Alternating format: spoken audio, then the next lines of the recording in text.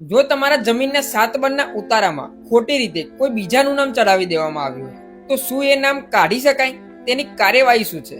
મારું નામ છે ચેતન ઠાકોર. હું હાલમાં લોનો અભ્યાસ કરું છું અને આવી જ કાયદાકીય લગતી માહિતી જાણવા માટે મારા પેજને ફોલો કરી લેજો. તો વાત કરીએ કે કોઈ બીજાનું નામ તમારા 7 બરના ઉતારામાં આવી ગયું હોય તો શું કરવું? તો સૌથી પહેલા એ ચેક કરવું પડશે કે કઈ ફેરફાર એન્ટ્રીના લીધે નામ ચડ્યું છે.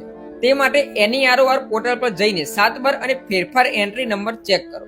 અને જો એન્ટ્રી ખોટી રીતે થઈ છે તો તમે મામલતદાર કચેરીમાં અરજી કરીને એન્ટ્રી રદ કરાવી શકો છો. તે માટે સામાન્ય પુરાવા જોઈશે, જેમ કે જૂનો 7 બારનો ઉતારો, જો જમીન વેચાણ લીધેલું હોય તો જમીનનો દસ્તાવેજ, કાં તો પછી વારસાઈ અથવા તો માલિકીનો કંઈક પુરાવો.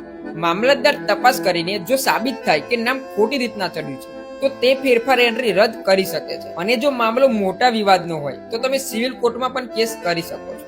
અને આવી જ કાયદાકીય માહિતી જાણવા માટે મારા પેજને ફોલો કરી લેજો, લો વિથ ચેતન.